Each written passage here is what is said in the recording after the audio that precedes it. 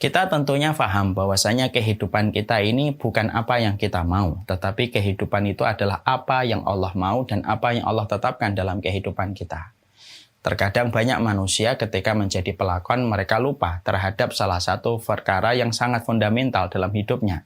Hidup itu bukan apa yang kita mau, tetapi hidup itu adalah apa yang Allah gariskan dan apa yang Allah tetapkan dalam kehidupan kita.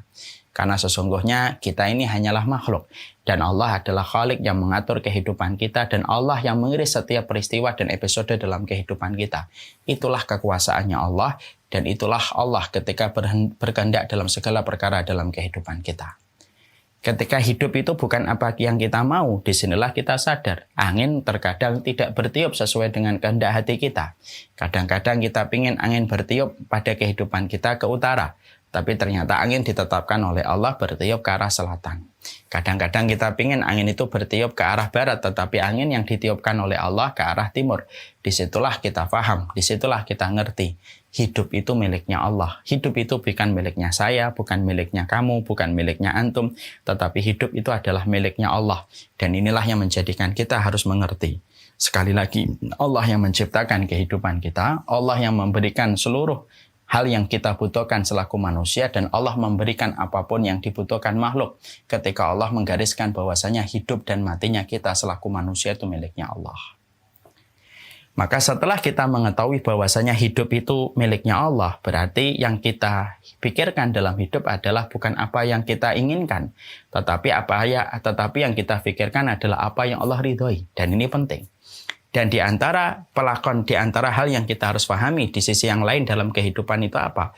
Sesungguhnya kehidupan seberat apapun yang kita rasakan, tentunya kita paham. Karena hidup itu miliknya Allah, maka pasti ada Allah dalam setiap problematika yang kita hadapi selaku manusia. Karena Allah itu yang menciptakan kita, Allah yang memberikan kehidupan, Allah yang menggariskan kematian.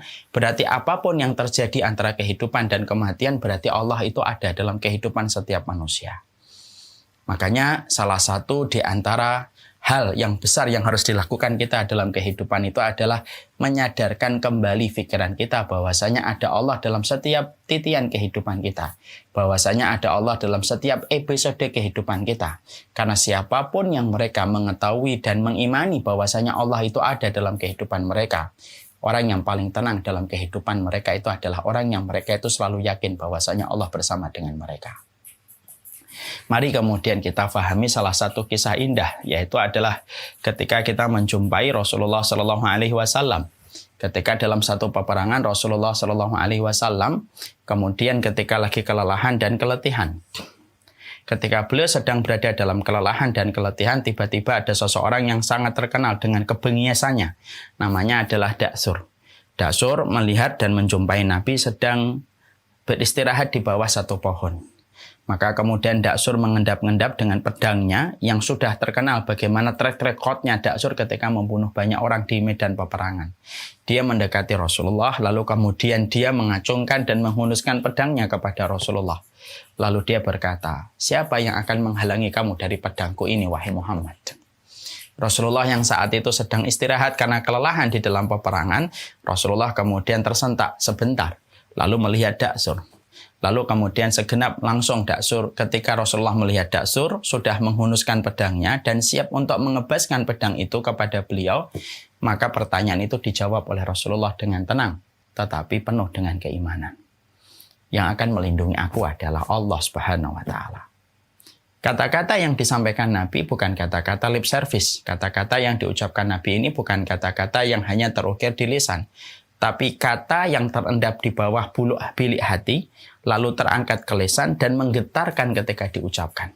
Daksur ketika mendengar kalimat Allah yang diucapkan oleh Nabi Muhammad, kalimat yang dia ingkari dan dia berbuat syirik kepada Allah yang diucapkan Rasulullah itu, maka tergetar itu kemudian tangannya Daksur dan kemudian jatuhlah pedangnya Daksur.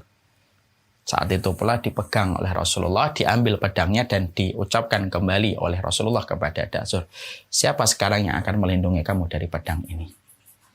Peristiwa ini dicatat di dalam sejarah, memberikan kepada kita bahwasanya salah satu di antara hal besar dalam kehidupan ketika kita tahu bahwasanya kehidupan ini miliknya Allah, maka kita harus paham bahwasanya Allah itu ada dalam kehidupan kita. Setiap problematika yang dihadapi oleh manusia ketika manusia itu telah beriman kepada Allah, selama mereka mengimani bahwasanya Allah itu ada, maka pasti setiap masalah yang dia hadapi itu akan diselesaikan oleh Allah. Bahkan ucapan seorang Nabi Muhammad ketika mengatakan kepada Daksur yang telah mengancamnya di hadapannya dan akan siap untuk mengayunkan pedangnya, dan dia terkenal dengan track record dengan kekejaman dan kebengisannya, ketika Nabi mengucapkan Allah yang datang dari bilik hati yang paling dalam, terangkat dengan jiwanya, tergores, kemudian terpancar dalam ucapannya, menjadikan Daksur itu kemudian akhirnya jatuh pedangnya. Dan menjadikan akhirnya kita mendapati sebuah pelajaran besar ketika pada saat itu kita mendapatkan episode ini dari Rasulullah. Allah itu adalah sumber kekuatan dalam kehidupan setiap manusia. Selama manusia tahu bahwasanya Allah adalah sumber pertolongan dalam kehidupan kita selaku makhluk yang lemah. Ini yang kemudian harus kita pahami. Dan ini tidak boleh menjadi bahasa normatif, tapi ini harus menjadi bahasa yang terasah kuat di dalam hati, tertancap kuat di dalam jiwa, dan menggetarkan ketika diucapkan.